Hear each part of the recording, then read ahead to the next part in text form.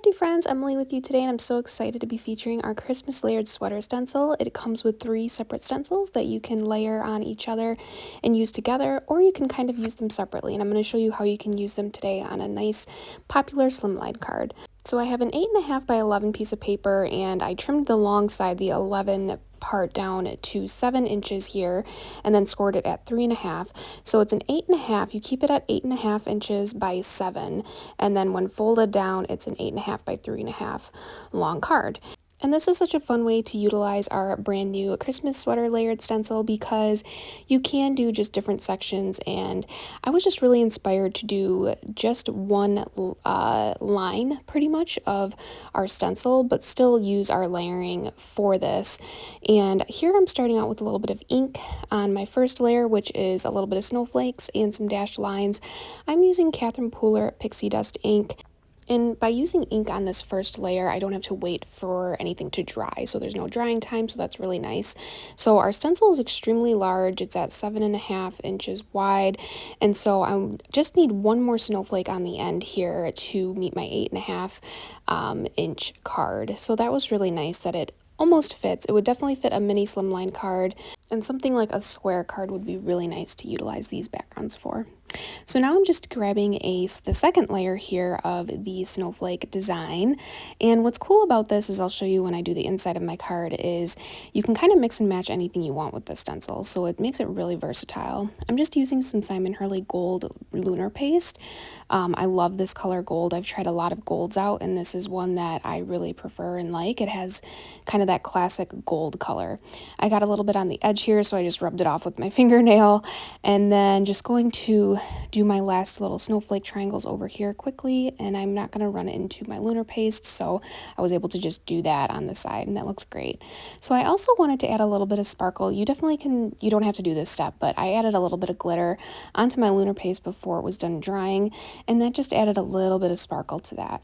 So now I'm going to, once dried, I waited for this to dry completely, and now I'm taking a paintbrush and just getting all that excess glitter off.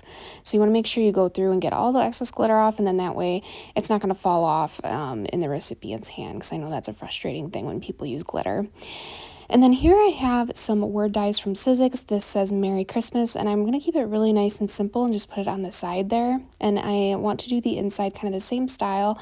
So I'm going to cut out a piece for the inside because you can kind of see through this paper that I use. And I didn't really use a high quality cardstock for this. I would use a heavier weight. And then that way you won't have to worry about the lunar paste or texture paste you're using kind of bleeding through or showing it through the other side of your paper.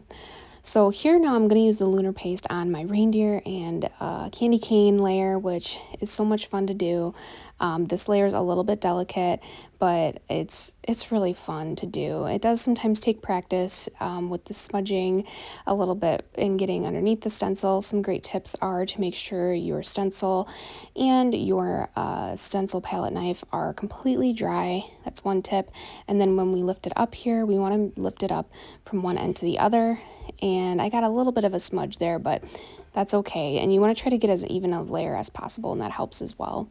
So I'm doing the same exact process I did on the front of my card where I'm pouring the glitter over, and it's just going to give it a really nice, it's just super pretty, the look. And the candy canes, I love the reindeer, and I'm going to wait for this to completely dry to do my next reindeer on the other side there. So now this is dry. I waited a good like 20 minutes just in case, because I did have kind of a thick layer on there, but it depends. If you did a thinner layer, you could probably wait less time. I decided to line this up with my reindeer and candy cane I already had, and then that way it would be lined up perfectly and I wouldn't have to guess where exactly that reindeer should go. And I even got a little bit of the candy cane on the edge here as well. So just trying to do a nice thin even layer of the lunar paste on the last bit of my stencil here, and then just keeping that lifted up, and it looks good. It looks super cute. I love this design. I love what I love about Christmas time, all the decorations, of course, and Christmas sweaters are so much fun. So I really wanted to duplicate a sort of pattern like that for Christmas time. So this is our reindeer stencil, and then we have the snowflake one. I decided to use the outer layer of the dashed lines. So this is one layer, and we're going to use some pixie dust like we used on the front so it'll match and coordinate with the front of our card. And when I do ink blending, I like to go through almost like 2 or 3 times just to make sure it's a nice dark color. And that looks really good. And then I'm going to move it over like I did on the front just to get that last bit. And I also decided, this is where I kind of mixed my stencils up. Like, this isn't the actual layer that lines up if you were to like line it up perfectly with the reindeer. This one, and I'm just utilizing those little baby triangles, so I'm not using the lines that are on the top and bottom. So this is what's really fun about it. You could literally choose any layer, really, and kind of just make it your own and use whatever you want, whatever colors you want. If you want more of like, this is a little bit more of like a pastel, like purple and gold Christmas. So you can obviously do more traditional colors. And then here I have my glitter paper that I've made with some adhesive sheet, and I use that same glitter that you saw me use earlier, and I have an adhesive sheet on the back of this as well. So I'm going to run this through my die cutting machine. I would recommend, if you're using more word dies, to run that through your die cutting machine twice, because when you have that adhesive sheet on the front and the back like that, it does make it a little bit thicker and a little bit harder to get the pieces out. It wasn't a big deal. I was able to get all the pieces out, the little bitty pieces, but it would have been a little bit easier if I would have just ran it through my machine like 2 or 3 times. So this says "and Happy New Year." Well, there's no A, but it says "and Happy New Year."